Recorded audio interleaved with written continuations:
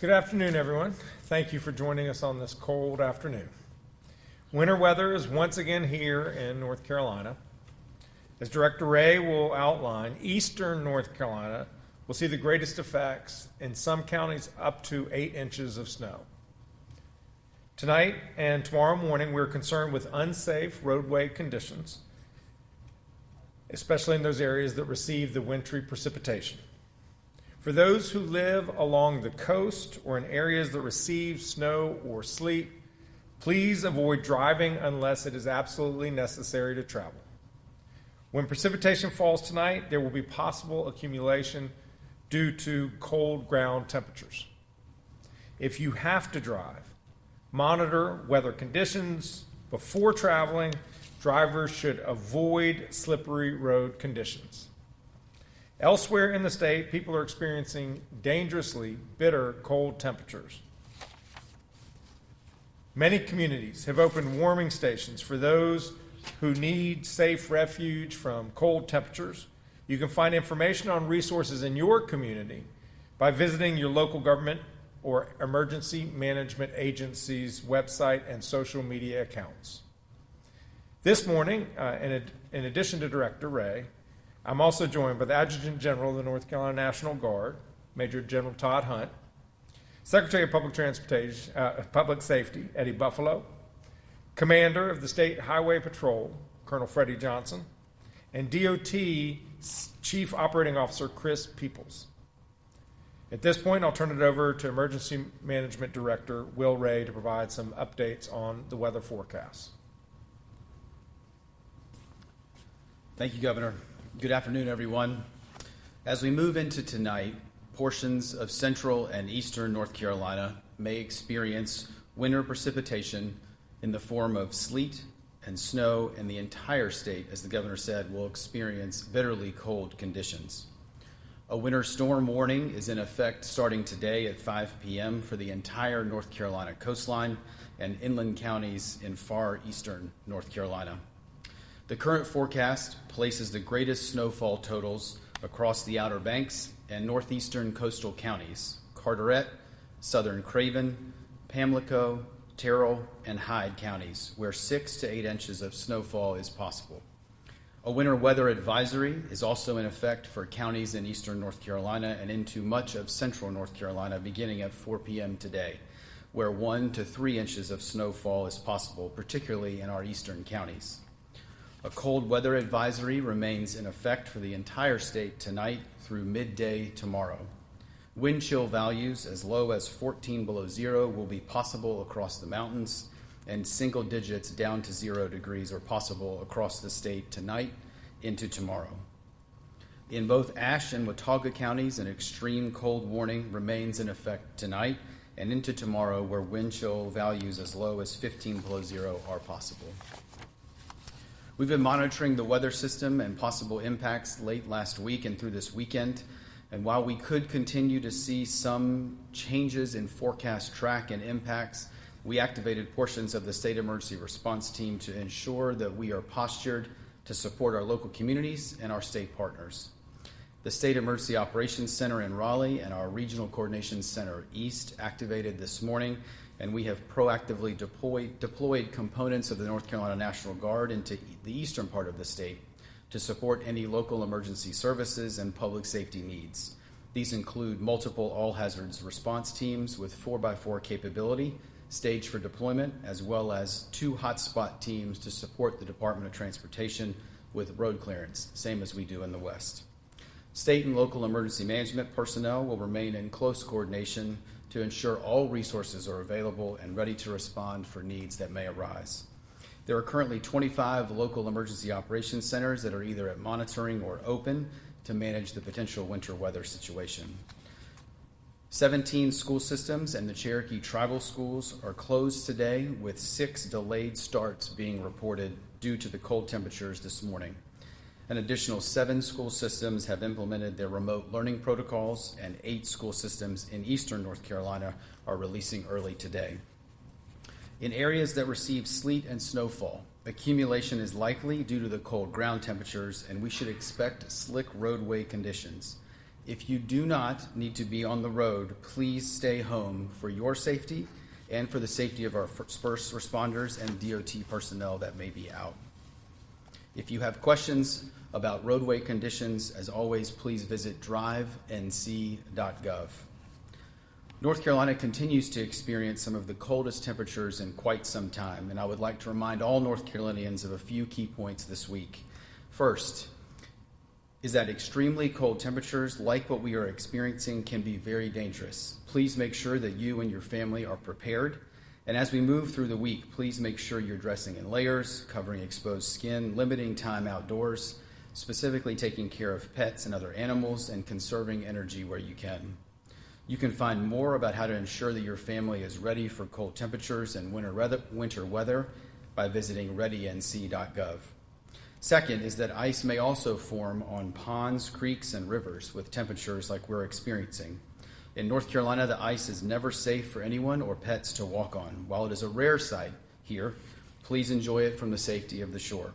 Finally, for those in western North Carolina continuing to recover from the devastation of Tropical Storm Helene, if you need resources, assistance with housing, or help navigating the recovery process, please call the North Carolina Disaster Case Management Program at 1-844-746-2361 or visit ncdps.gov/Helene. The North Carolina Disaster Case Management Program was established to guide survivors through the recovery process, to assist with making a recovery plan to fit those individual needs, and to find resources to assist each survivor. As a reminder, you do not have to apply for FEMA assistance to receive assistance through this state program. Thank you, Governor.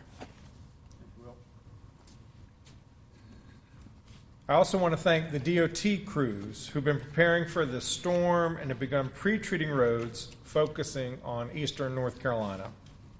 During winter weather, just like any severe weather situation in our state, the number one priority for all of us is to keep people safe. Make sure that you have everything you need in advance of the winter weather. Check on your loved ones and anyone you know who may be especially vulnerable. As you just heard from Director Ray, we recommend the following actions as we navigate this winter weather event. Pay close attention to your local weather forecast and be prepared for whatever is expected in your area. Keep cell phones, mobile devices, spare batteries charged in case of power outages, and enable emergency alerts on your telephone so that you can hear from local emergency management agencies and the National Weather Service.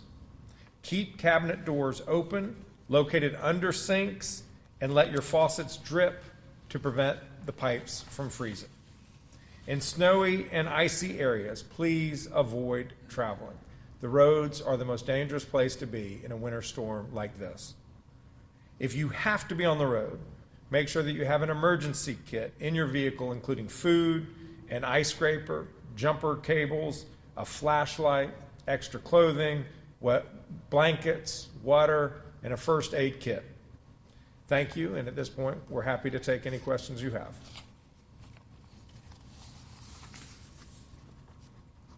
Governor, Dawn Mozart, WTVD. If you could take a look at previous storms, what have we learned from those previous storms that you've been able to apply to the response today? These folks are always on their front toes. So they anticipated this storm last week and began their preparations. The Department of Transportation has been brining the roads to make it harder for the ice to stick to the roads. Highway Patrol has all of their folks out making sure that they're tagging cars and getting them towed so that we're not worrying about these stray cars on the side of the road and do they have a person in them or not.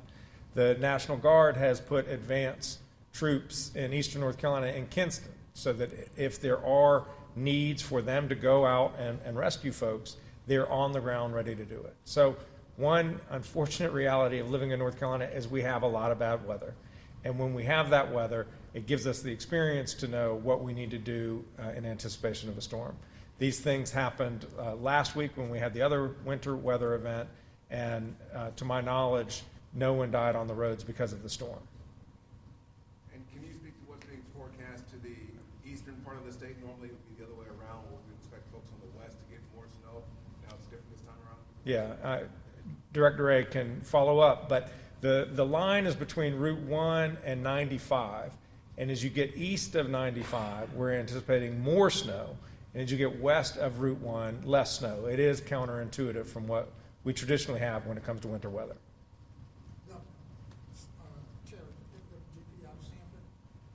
This is not a question, but I just wanted to tell you how much I appreciate the National Guard, the state troopers, and all the firework that you're doing.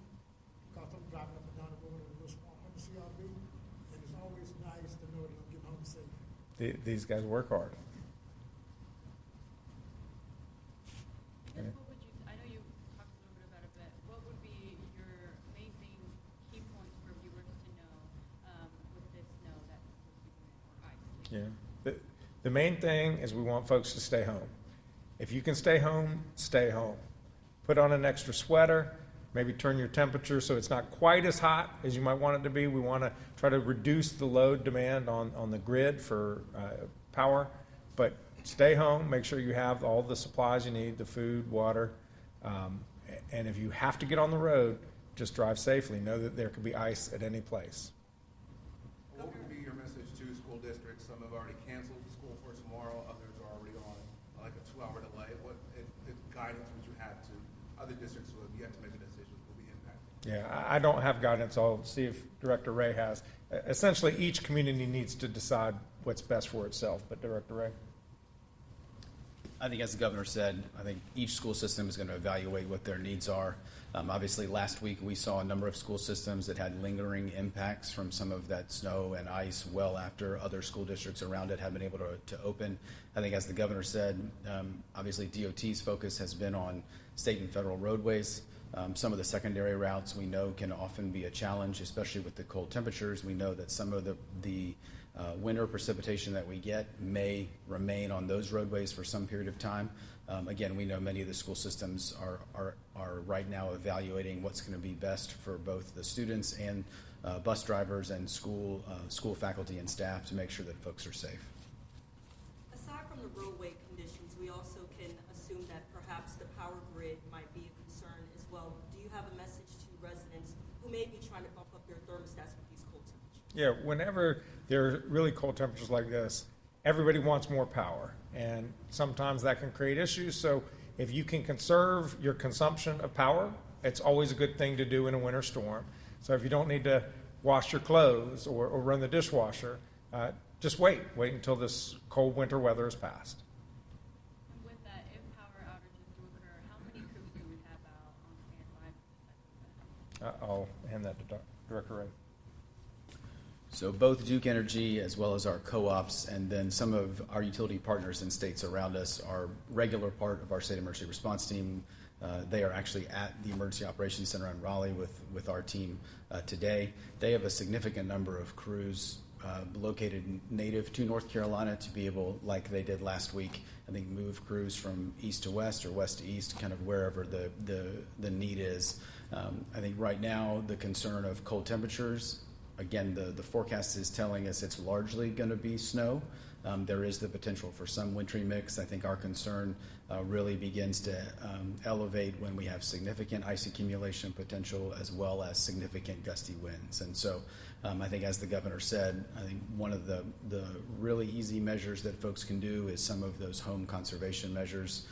Evaluate what you need to do, what your power consumption needs to be when, and make sure that you're following both directions of your local public safety officials, but also we know that all of the utilities will be sending out messaging on voluntary measures that could potentially be taken.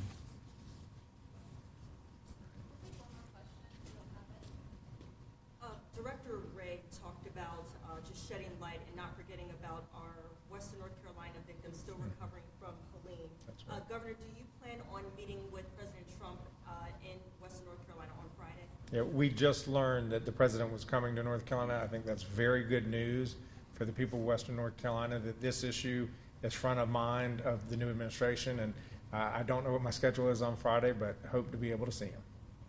Thank you all very much.